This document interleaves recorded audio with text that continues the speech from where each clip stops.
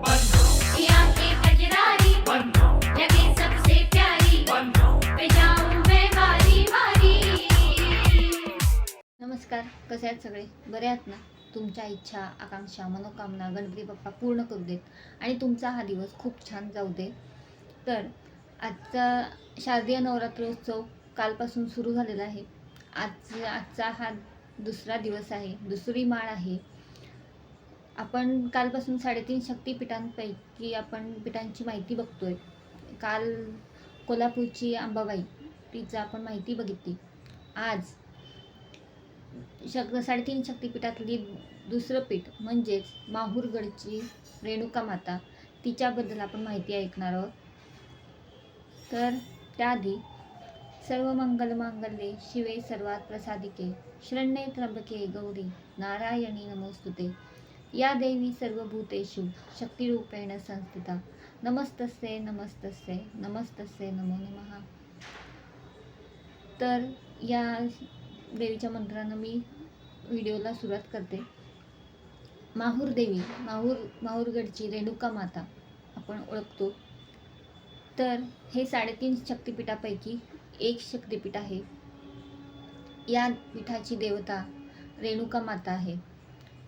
या माहूरगडावरती रेणुका मातेसह दत्तात्रेय आणि परशुरामाचं सुद्धा प्राचीन मंदिर आहे. परशुरामाची माता म्हणून रेणुका माता आपण ओळखलं जातं. देवीचे मंदिर 13व्या शतकात देवगिरीच्या यादव कालीन राजाने बांधले आहे. माहूरगडापासून जवळच रामगड नावाचा किल्ला आहे.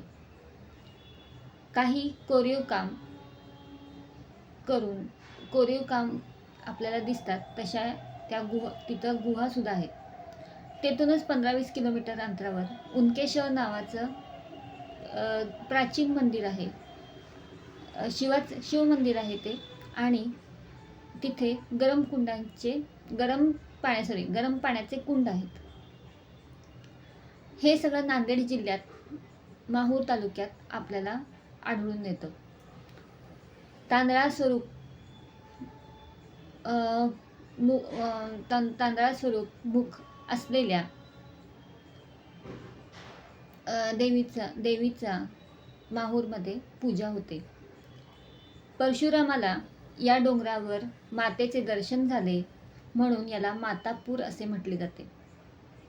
आंध्र प्रदेशात ऊर म्हणजे गाव म्हणून माऊर आणि पुढं ते माहूर असं म्हणू लागले.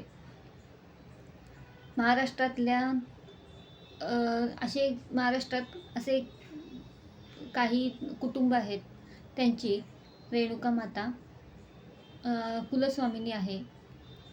तर अशा या रेणुका मातेला माझे शतशः नमन.